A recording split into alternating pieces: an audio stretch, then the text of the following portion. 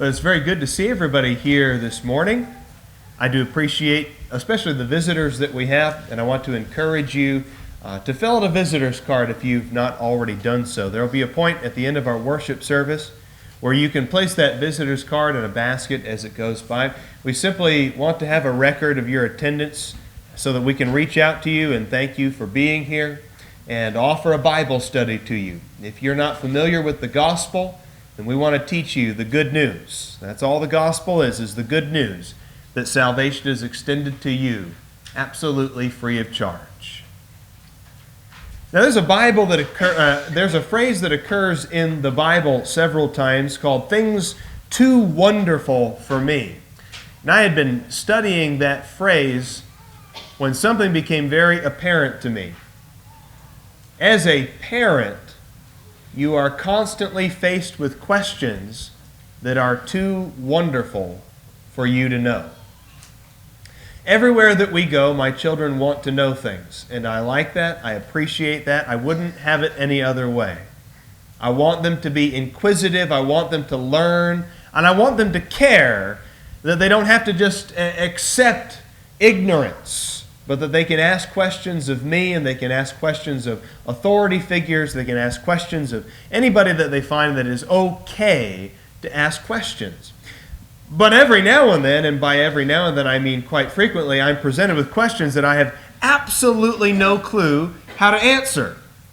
We were driving down the road, and we came across a building, a fairly inconspicuous, uninteresting sort of warehouse.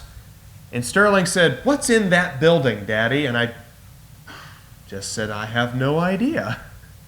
I don't have any idea what's in that building, son. How could I know? It doesn't have a sign on the outside that I can see from the road. It has no windows. It's just a warehouse. I don't know what's in that building." But it's things like that. And they get deeper, of course, you know. When you have little children, they ask you things about astronomy that you have no idea about.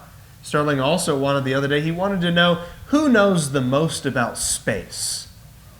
You get questions like that and you wonder, I don't really even know how to begin to answer that.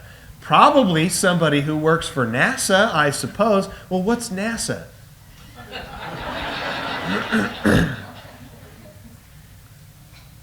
There are just some things that are too wonderful for me. I don't know everything about nature. I don't know everything about science. I don't hardly know a thing about math. I could probably tell you a thing or two about English literature, I suppose. But there are a lot of things in this world that are just too wonderful for me. A passage that we can read here is Proverbs chapter 30, verses 18 and 19. I think this passage speaks to this quandary that we have as parents answering silly or tough questions. The writer of Proverbs says in Proverbs 30, verse 18, "There are 3 things which are too wonderful for me, 4 which I do not understand. The way of an eagle in the sky, the way of a serpent on a rock, the way of a ship in the middle of the sea, and the way of a man with a maid." Now, one might be able to analyze those things in a scientific way, in a mechanical sort of way, and you can understand, well, I understand how an eagle flies in the sky. I understand that there's a weight to lift ratio. I understand that there's different kinds of components, that there's atmospheric conditions that contribute to it. I understand that there's a way that an eagle flies, but when you see an eagle flying in the sky, there is something transcendent about it. There is simply something about an eagle flying that when we see it, we don't just go, lift. We don't see it that way. The same thing goes with a ship in the middle of the sea. We can look at a ship and we can understand, well, I get that there is a mechanical side of this. I get that we can engineer things in such a way to take advantage of wind and flotation that we can have a ship and that we can understand them and analyze them in that mechanical, cold sort of way. And yet, when you're the one holding that rope hanging off the edge of the boat with a cool breeze in your face, there's something about that that is transcendent beyond the science behind it. The same is true of the way of a man with a maid. We can understand that there are factors, both biological and social, that contribute to people falling in love, and yet love is so, well, that's what it is. Love doesn't have anything to do with hormones or biology. Love just is what it is. So there are things that we can study and yet never really understand the why behind them. God is the same way. Just as there are natural events and phenomena that defy our best explanations, at the heart of them, that is, there are many aspects of God that also challenge us, that don't come with easy answers. Go to Ecclesiastes 11 and verse 5. In Ecclesiastes 11 and verse 5, very similar sentiment to Proverbs 30, where he says, "Just as you do not know the path of the wind, and how bones are formed in the womb of the pregnant woman, so you do not know the activity of God, who makes all things." And again, we might be able to study the wind, and we can study growth in the womb, but why? What's the why behind those things? Why do they grow? Why are cells drawn to each other? Why do things grow? Why does the wind blow? Now, we can see the work of God, just like you can see a baby growing in the womb, and you can see the effect of wind on things around it. We can see that there is a God. Romans chapter 1 makes it abundantly clear that the work of God cannot be denied. In a universe that has order, in a universe that is clearly created, there must have been a creator and a designer and a first cause behind all other causes. That's undeniable. But the why? Why does God love us? Why did God create us in the first place? And why did God give us free will, knowing that we would use our free will eventually at some point to hurt and disappoint Him? There are tough questions that we have about God, about His judgment, about His nature, about the spiritual realm. Angels, demons, where did Satan come from? There are supposed God dilemmas that atheists and skeptics will ask us. Can God create a rock so big that He can't lift us? If God knows everything, then God knows the future, then we don't have free will. There are supposed God dilemmas. There are explanations that we have to offer about various actions of God in the Bible. Of how can you justify the supposed atrocities of God in the Old Testament, His treatment of the Canaanites or the Amalekites or others like that, which we have addressed in previous lessons. So the question that I want to ask in our lesson today is, what do we do when faced with unanswerable questions about God? When there are things about God that are simply too wonderful for me? The first point that I want to make is that inquiry is good. It's okay to ask questions. It's okay to wonder about the nature and the judgment of God. It is okay to wonder about the spiritual realm. It's okay to wonder who is going to be saved and who is going to be condemned. It's okay to wonder and ponder things like free will and the future and the past and the timelessness and eternality of God. It's okay to wonder about those things and to ask the tough questions, as long as we are prepared to accept the limitations of our inquiry. And that's the problem that a lot of people have. They want to ask the questions without accepting that there is a limitation to the answers that we can get. What does it say in Deuteronomy 29 and verse 29? Wonderful passage in the Old Testament, by the way. A great highlighter passage, if there ever is one. The secret things, Moses says, belong to the Lord. They're in His realm. They're up to Him. But the things revealed belong to us and to our sons forever, that we may keep and obey them. What that verse is saying, at least within the context of this lesson that we're talking about today, is there are things that God is keeping secret. There are things about God and about His nature and about His judgment that He has not told us, and He's not going to, and we have to accept that.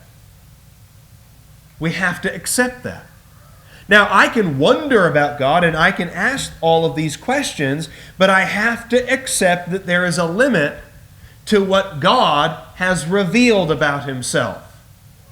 Now, He has revealed a lot about Himself, to be sure, and the things that He has revealed, whether it's things about His character or expectations that He has for us, those are things that we need to study. And those are things that we need to learn. And those are things that we also need to obey when obedience is called for. But the secret things, they belong to God. And there are other passages as well that illustrate that God has unsearchable ways that we'll look at here in just a moment. What I want to think about here for this particular part of the lesson is that we don't necessarily have to know everything about God to be okay with God. We don't have to know everything about God to accept that He is what He is, that His judgments are true, and that He is righteous altogether. And the reason I say that is because we don't have to know everything about everybody else to be acceptable and to accept them. Your plumber, for example. Are you okay not knowing everything about your plumber? I am. I don't know about you. I guess I can only speak for myself. But I'm okay not knowing everything about my plumber's life. I don't have to know where my plumber was born, what town he was raised in. I don't have to know what my plumber's favorite TV show is. I don't have to know what my plumber's favorite food is. I don't have to know what my plumber thinks about politics.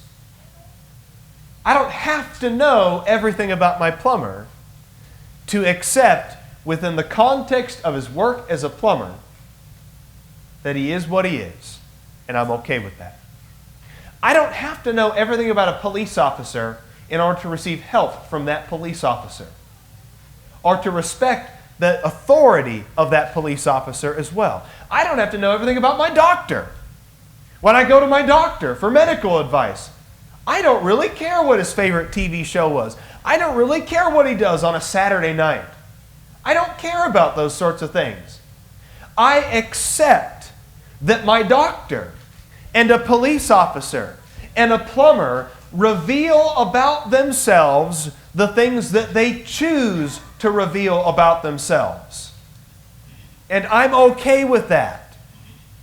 The same is true of our relationships. I don't really know anything about you except what you tell me about yourself. I mean, really, I can look at you and I can guess some things based on your appearance or what kind of car you drive or what town you live in, which suburb of Phoenix you live in. I can guess some things about you, maybe an accent or your hair color. But really, when it comes down to it, I don't know anything about you except what you're willing to reveal about yourself. And again, we're okay with that. We're fine with that. We're okay with the limitations of our relationship in that regard. I don't have to know everything about you to know I like you or to know that I love you. I don't have to know everything about you to sacrifice for you. I don't have to know everything about you to accept fellowship with you. I don't have to know everything about you. Good scripture here. In 1 Corinthians chapter 2, notice what the writer says here of our knowledge both of each other and of God. In 1 Corinthians 2, beginning in verse 11, "For who among men knows the thoughts of a man except the spirit of that man, which is in him? Even so, the thoughts of God no one knows except the Spirit of God." Now verse 12, "We have received not the spirit of the world, but the Spirit who is from God, that we might know the things freely given to us by God." That goes back to Deuteronomy 29:29, doesn't it? God has freely given us some things. He has, through His Spirit, revealed some of His thoughts, some of His ways. And He's given those things to us that we might understand them. But we don't know everything about it. We know everything about God that He is willing to reveal about Himself, just as we know everything about each other that we are willing to reveal to each other. And that is the limitation. So if I'm willing to apply that standard to other people, and I'm okay with medical advice from a doctor who I don't know really personally, and I'm okay with the authority of a police officer who I don't know very personally, and I'm okay with a plumber that I don't know very personally fixing my drains, if I'm okay with applying that standard to other people, then why do I have such a problem applying that standard to God? Why do we practically rip our hair out because there are things about God that He has not told us about Himself? That there are things about God that are simply unsearchable and unknowable for the limited, temporal, physical mind of man. A couple of passages, Isaiah 40 in verse 28 and Psalm 145 in verse 3, speak to the unsearchable ways of God. God is unsearchable. So why do we not accept that God retains the right of privacy in some matters? Why do we not give Him that right? Go to Psalm 139 now. And notice what the writer says in Psalm 139, beginning in verse 1, and we'll read through verse 6. Psalm 139, beginning in verse 1. O Lord, Thou hast searched me and known me. Thou dost know when I sit down and when I rise up. Thou dost understand my thought from afar. Thou dost scrutinize my path and my lying down, and art intimately acquainted with all my ways. Even before there was a word on my tongue, behold, O Lord, Thou dost know it all.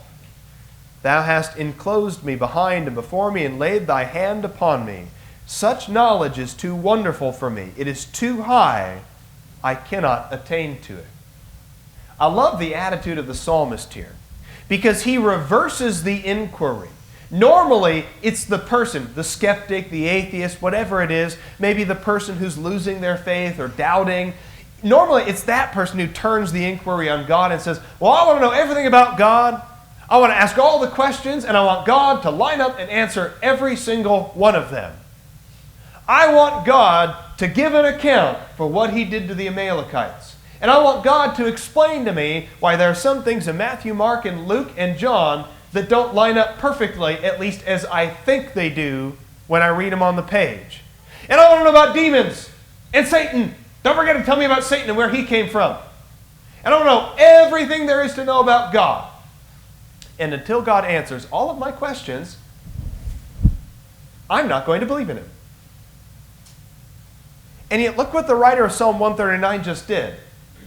He said, actually, God knows everything about me. He's the one searching me. He's the one questioning me. He's the one challenging me. He knows everything I do, from the moment I get up in the morning to the time I go to sleep.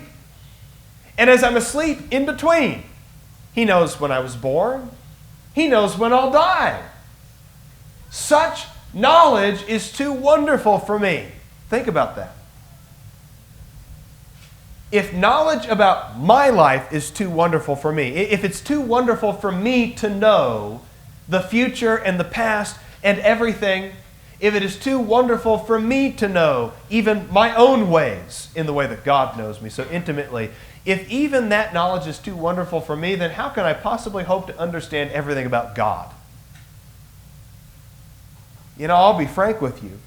There's questions that I have about God. There's some pretty tough questions that we all have about God. But I'm actually quite thankful that God has revealed only what He has revealed. Because I imagine that if God actually told us everything there is to know about Him, remember, He is the omniscient, omnipotent, eternal God. If we actually knew everything there was to know about God, our brains would explode. Right? Right? It'd be like at the end of Indiana Jones. Our heads would melt.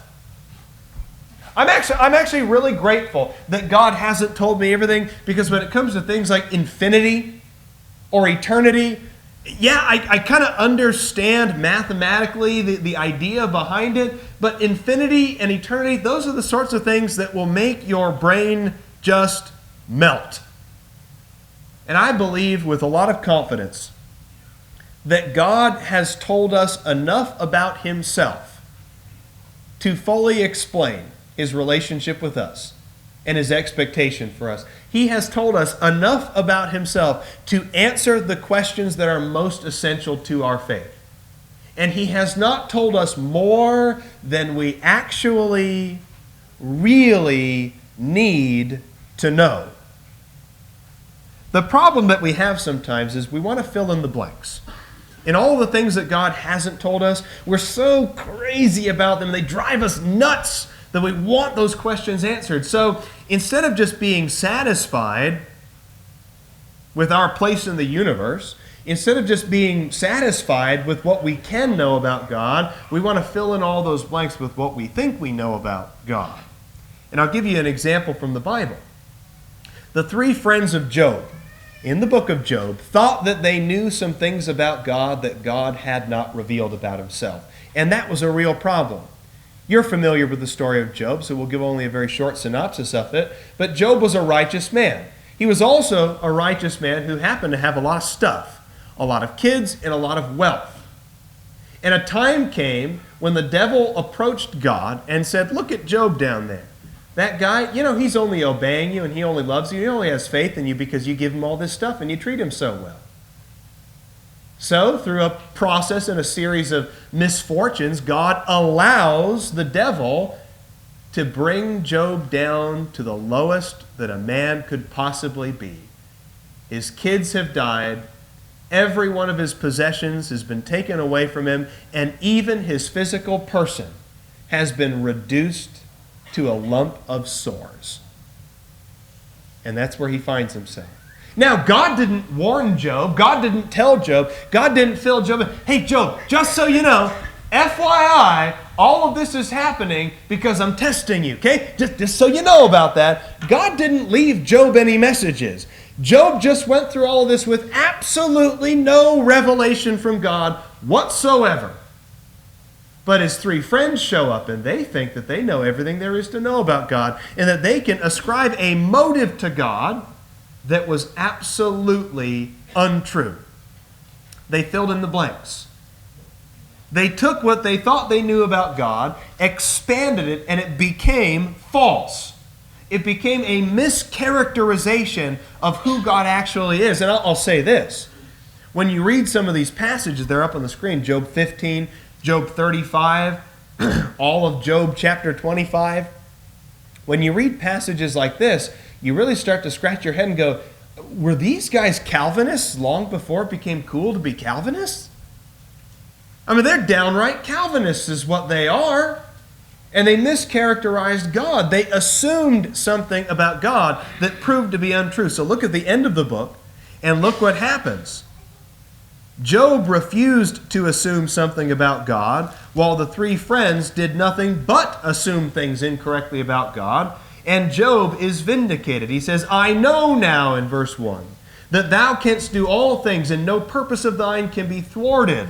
If only we all had the same attitude as him. He says in verse 3, "Therefore I have declared that which I did not understand." Here's our phrase of the day. "Things too wonderful for me." Things which I did not know. Now God chimes in, and he chides those three friends, as he says in verse 7. It came about after that the Lord spoke these words to Job, that the Lord said to Eliphaz the Temanite, "My wrath is kindled against you and against your two friends, because you have not spoken of me what is right, as my servant Job has." I didn't tell anybody why I tested Job. I didn't tell anybody anything of the sort. But you assumed. You filled in the blanks where I did not reveal something, and human wisdom led you to a completely inaccurate understanding of my nature. I think it's essentially what God was telling me. So are my questions ever going to get answered then? Am I just supposed to sit on my hands and live in ignorance and be okay with that? Well, let me give you some things to think about. If you have questions about God, tough questions or easy questions, things that are answered in the Bible or things that take a little bit of philosophical wrestling, If you have questions about God, I want you to think about your motive behind those questions, because motive can say a lot about not just the question or the answer, but about you. And maybe the reason why your questions aren't getting answered is because you're asking the wrong questions by the wrong motives. So, I want to look at what Jesus answered when Jesus was presented with tough questions. Now, Jesus is the Son of God. He is the Word. He is God. So how Jesus answered tough questions, I surmise, would be the same way that God Himself, the Father, would answer your tough questions. How did Jesus handle tough questions? Well, if your question stems from a desire to just confirm what you already think, you know what Jesus' response would be? He would say, have you not read? In Matthew chapter 19, we read of a question that they came to Him with. Jesus, we've read in the law. What do you think? Can we divorce for any reason at all? Moses commanded us to, didn't he? Jesus said, have you not read? Have you not read from the beginning? Have you not read the most fundamental concept on marriage that has ever been spoken, that has ever been uttered, that has ever been written? Have you not already read that? The problem is that when you come to God with a question and you already think you know what the answer is, which the Pharisees did in Matthew chapter 19, they thought they had this one in the pocket. That's right. That's right. Moses commanded us to give a certificate of divorce, so we're going to catch Jesus in a little trap right here. Jesus just goes, have you not read? If your question just stems from a desire to confirm what you already think you know, Jesus says you go back to the Bible and you test things by Scripture. Have you not read? When your question is absurd, Jesus simply says, you're mistaken, and doesn't take the bait. Last week when we were studying Colossians, I briefly mentioned these kinds of absurd questions that we have, these ridiculous hypotheticals, things like, can God create a rock so big that He can't lift it? And at first you go, oh, that's really, really deep. But I think Jesus would just shake His head and go, no, that's the dumbest thing I have ever heard in my entire life. Things like that. When a question is tailor-made to be absurd, Jesus doesn't take the bait on those things. And He says, you're mistaken because you don't understand the Scriptures. It's like our example here in Matthew chapter 22. You remember they came to Him with this question of, all right, Jesus, let's say there's a lady and she marries a guy and he dies. So his brother marries her, but then he dies. And then his other brother marries her, and then he dies. And all 7 brothers marry the same woman, and they all die. Who's she going to be married to in the resurrection? Ah, gotcha! And Jesus just said, you are mistaken because you don't get the Scriptures. That question was tailor-made to be absurd. And Jesus doesn't take the bait. When the questioner is unwilling to endure scrutiny, Jesus says, well, guess what? Neither will I tell you. In Matthew chapter 21, beginning in verse 23, they want to know, by what authority do you do these things? And Jesus says, well, I'll tell you what. If you answer my question, I'll answer your question. Tell me about John the Baptist. Where did he come from? And they said, we do not know, which was a dishonest answer because they knew what the answer was. They fully understood what the answer was because they knew if I answer this way, there is this implication. But if I answer this way, then there's this consequence. They knew what the answer was, but they were unwilling to endure Jesus' scrutiny. So I think that if you're going to ask God tough questions, you'd better be willing to answer some tough questions about yourself. And if you're not willing to endure it, then God's answer is, well, neither will I tell you. You want your answers? You want your answers? well, then you better give me some answers as well. When the question comes from an ulterior motive, Jesus simply says, why are you testing me? Why are you testing me? Why are you putting me to the test? This ridiculous question about coins and taxes and Jesus, why are you testing me? Look at the coin. Whose face and image is on it? Well, then render to Caesar what is Caesar's and give to God what is God's. And stop testing me. Stop pushing me with ridiculous little situations and ridiculous questions and hypotheticals. Stop testing me. So for honest hearts, the really essential questions have already been answered. They've already been answered. The things that we really need to know about life, about godliness, according to 2 Peter 1 and verse 3, they've already been given to us through the apostles. Truth has already been given to us in full because of the work of the Holy Spirit and the Word of God. The truly essential questions have already been answered for us. And we need to learn to be okay accepting that God does not play along with every silly hypothetical and absurdity that we present to Him. The secret things belong to the Lord, but the things revealed belong to us and to our sons forever, that we may observe them, that we may keep them, that we may obey them. Now, if you're not a Christian here this morning, you really ought to be.